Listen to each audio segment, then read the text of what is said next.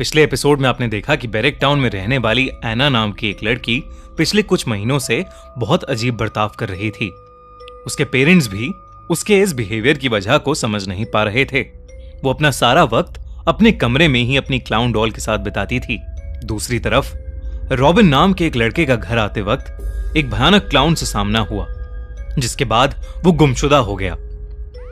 Robin को ढूंढने के लिए पुलिस इन्वेस्टिगेशन शुरू हुई, जिसके चलते उन्हें रॉबिन की लाश एक पेड़ से लटकी मिली और उसके चेहरे पर किसी ने क्लाउन जैसा मेकअप किया हुआ था। उधर एना के बगल में अब क्लाउन डॉल नहीं थी, बल्कि एक क्लाउन खुद था। अब आगे 15 साल के रॉबिन का इतनी बेरहमी से मर्डर हुआ था कि पूरा बैरेक टाउन बस उसी की बात कर रहा था। हर न्यूज चैनल पर बस रॉबिन की ही डेथ की न्यूज चल रही थी। कल रात हुए मर्डर से पूरा बैरेक टाउन शॉक में है। किसी ने एक 15 साल के लड़के को आधी रात में बेरहमी से मारकर एक पेड़ से लटका दिया। उस लड़के के चेहरे पर एक क्लाउन जैसा मेकअप भी पाया गया। आइए जानते हैं सीनियर ऑफिसर जेराल्ड से कि वो अब क्या एक्शन लेंगे। हम पूरी कोशिश कर रहे हैं। जिसने भी ये किया है वो जल्दी ही पकड़ा जाएगा। जॉनी भी टीवी पर न्यूज देख रहा था। जॉनी रॉबिन का दोस्त और क्लासमेट था। पिछली शाम मरने से पहले रॉबिन जॉनी के घर पर ही हैंगआउट कर रहा था। जॉनी भी रॉबिन की डेथ से घबराया पड़ा था। उसकी मॉम उसकी घबराहट को देखकर उसके पास आई और टीवी का चैनल चेंज कर दिया। बेटा, ये सब न्यूज देखना बंद कर। हम जरा रॉबिन के पेरेंट्स से मिलकर आ रहे हैं। तू बिल्कुल भी बाहर मत जाना, ओके? जॉनी के पेरेंट्स रॉबिन के घर के लिए निकल गए और जॉनी फिर से टीवी पर न्यूज लगाकर बैठ गया। लेकिन कुछ ही देर में टीवी के सारे सिग्नल चले गए। घर की लाइट्स भी अचानक ऑफ हो गईं। टीवी भी बंद हो गया। लेकिन अचानक टीवी दोबारा ऑन हुआ। टीवी की स्क्रीन पर जॉनी को जो दिखा उसे देखकर वो सुन्न पड़ गया। टीवी की स्क्रीन पर वही भयानक क्लाउन था। Hello, surprise surprise. टीवी पर उस क्लाउन के हंसते ही घर की सारी लाइट्स फ्लिकर करने लगी। जॉनी सुन्न होकर टीवी स्क्रीन पर उस खौफनाक क्लाउन को देखे ही जा रहा था कि अचानक वो क्लाउन टीवी के बाहर आ गया। Twinkle, twinkle, little star.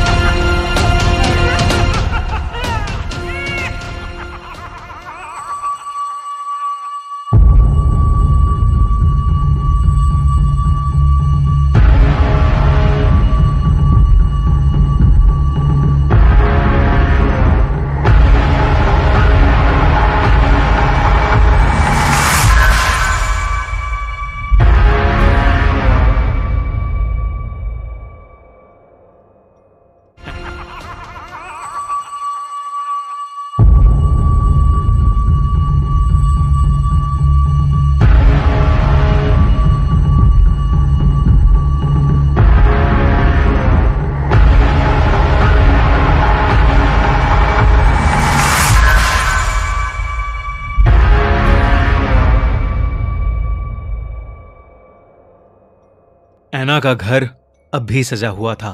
पिछले कुछ दिनों की तरह एना आज भी बड़ी मुश्किल से स्कूल गई थी। पर एना की मॉम मेगन काफी घबराई हुई थी, क्योंकि शाम के 6 बज चुके थे और एना अब तक स्कूल से वापस नहीं आई थी।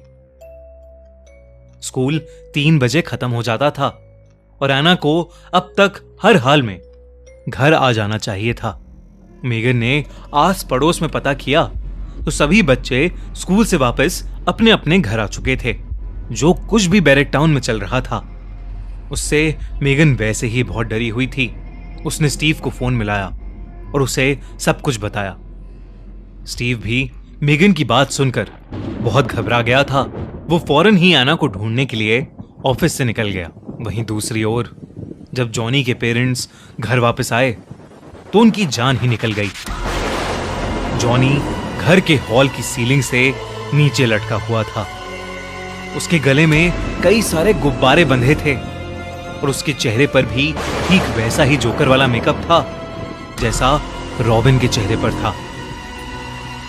बैरिक टाउन में एक और मर्डर हो चुका था। जॉनी भी अब इस दुनिया को छोड़कर जा चुका था।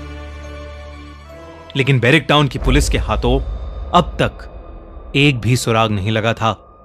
डिपार्टमेंट के सबसे होनहार ऑफिसर जेराल्ड को अभी कुछ महीनों पहले ही बैरिक टाउन में ट्रांसफर किया गया था। जेराल्ड ने कई हाई प्रोफाइल मर्डर मिस्ट्रीज को सॉल्व किया था, लेकिन यह जेराल्ड का पहला केस था जहां उसे समझ नहीं आ रहा था कि आखिर ये मर्डर्स हो कैसे रहे हैं। मर्डर्स लोकेशन पर किसी के कोई फिंगरप्रिंट्स भी नहीं थे।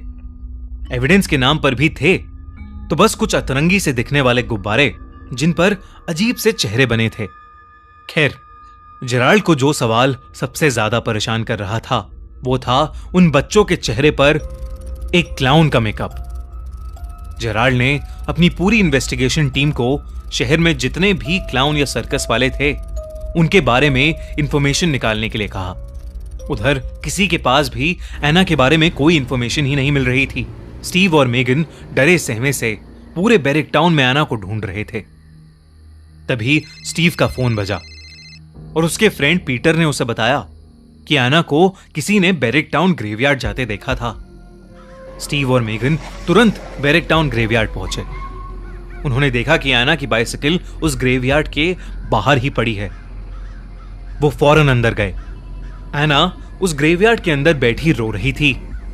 उसके मुंह पर लाल पेंट से एक लंबी सी लाल लाइन पेंटेड थी, जैसे किसी क्लाउन की स्माइल बनी हो।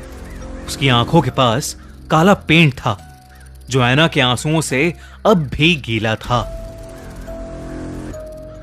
मेगन ने घबराई हुई एना को देखते ही कस के गले लगा लिया।